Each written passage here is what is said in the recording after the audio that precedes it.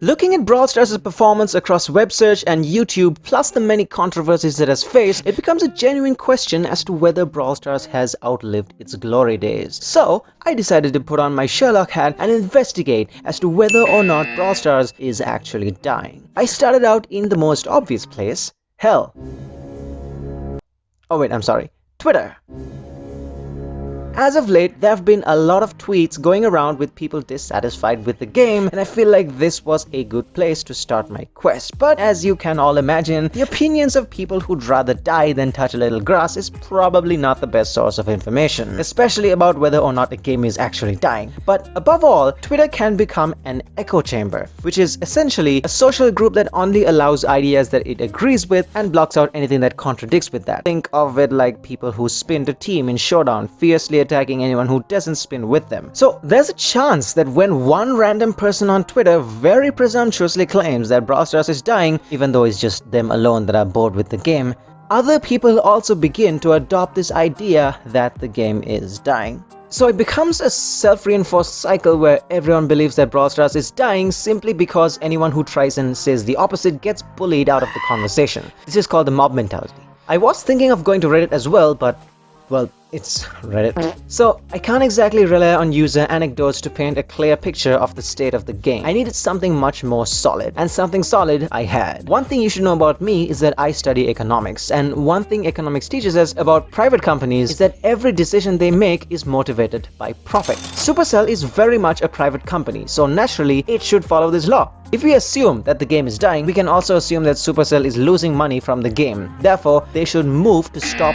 losing money. If you ask anyone for such a crash-grabby move, they would point towards the Gears update without a second thought. But this is a misconception because the advantage that pay-to-play players have with Gears will be very short-lived. I think it's safe to assume that most of you guys already have 1 or 2 Power 10 brawlers. Over the course of the next year, Power 11 will be as normalized as Power 9 used to be before the Gears update. And the advantage P2Ps had in the beginning would be no more. Did Gears make the game more grindy? Yes. Does it give an advantage to P2P players? Yes, but a short-lived advantage.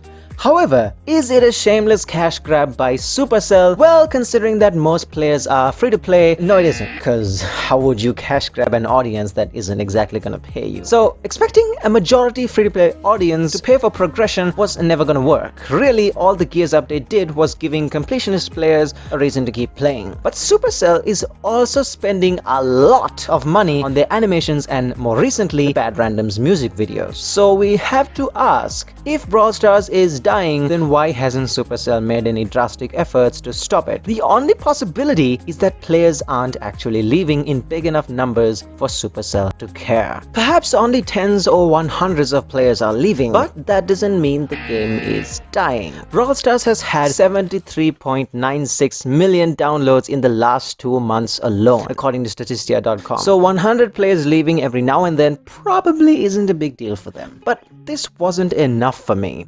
This is not conclusive, it's just speculation. So I opened up my browser and I checked out some Google Trends. Now, I kinda wish I hadn't spent a lot of time on G-Trends, honestly, because I began to realize that the data there isn't completely accurate. I mean, the data itself is accurate. For the purpose of checking whether a game is dying, it's not the best source. But what convinced me that G-Trends was unreliable? Well, 2 reasons. For one, any game, even the great Minecraft, has this downtrend. It's nothing new. People seem to stop Googling things about games over time, leading to a drop in Google Trends score. Minecraft is still extremely relevant in today's gaming scene, even though the Minecraft trend graph that rhymed, shows a drop in interest. The second reason that convinced me against using G-Trends as an indicator of Brawl Stars' performance is the reason that Brawl Stars blew up in the first place. If you search any keyword on Google Trends, at the beginning of 2020, you'll notice a big spike on the graph.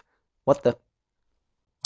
Anyway, as I was saying, you'll notice a big spike right as 2020 begins. Brawl Stars' and even the Brawl Talks' best performing year was 2020. Now, What happened during 2020? That's right, global lockdowns, people trapped in their homes with nothing but their pets, food, and of course, mobile devices. So it should come as no surprise that a game that marketed itself as a casual MOBA would instantly draw people's attention as something they can play while they sit around their houses. Now that things are returning to relative normalcy and life as we knew it before the pandemic starts to return, it's natural that there'll be an inevitable drop in everything from Google searches to YouTube views to even overall hours played. So the decline of the game on a Google Trends graph makes so much sense when you consider the lockdowns. But because of that, it becomes inaccurate in judging a game, more specifically Brawl Stars' performance. At this point, I was stumped. How much further could I possibly go? And that's when I remembered something that can infallibly tell us how a game is performing: its rankings on App Store charts. You see, the App Store rankings depend largely on three factors: downloads, ratings, and how often people play the game. If anything can get close to accurately telling us how well a game is performing, it's the game's rankings in the store. In order to get a good estimate, I headed over to Sensor Tower, which is a website that tracks different analytics of mobile apps, and loaded up two graphs showing Brawl Stars' rankings. I did this in two sets. The first set was the top 5 countries playing Brawl Stars back when it blew up. These are the countries that will have the oldest players of the game. The second set was the current top 5 countries playing Brawl Stars,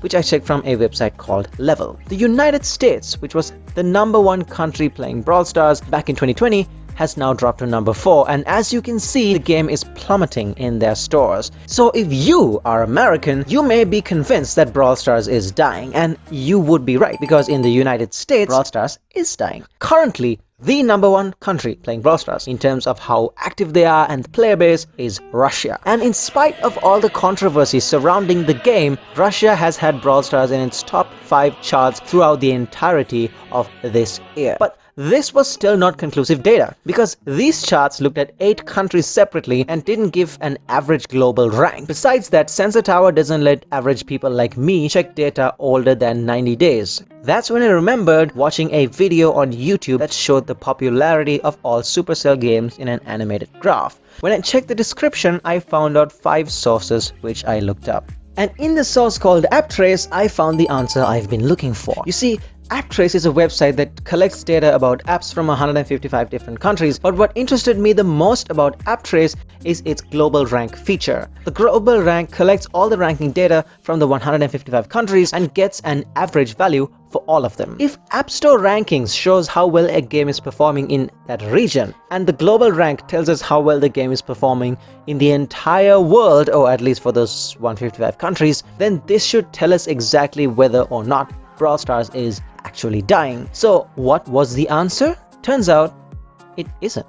Since its initial rise to popularity in 2019, Brawl Stars has actually maintained its rankings in the top 200 apps, meaning that despite everything, the broken brawlers, the repetitive gameplay loop, the $2 bugged offer, the Gears update, Brawl Stars has actually preserved throughout the years. Now, this isn't to say that Brawl Stars doesn't have its problems. Yes, people are leaving, and yes, there are many things that are yet to be polished. However, we can safely say that the game isn't dying and probably won't be dying anytime soon. So if anyone ever tells you that Brawl Stars is dying, show them this video and tell them to go touch some grass.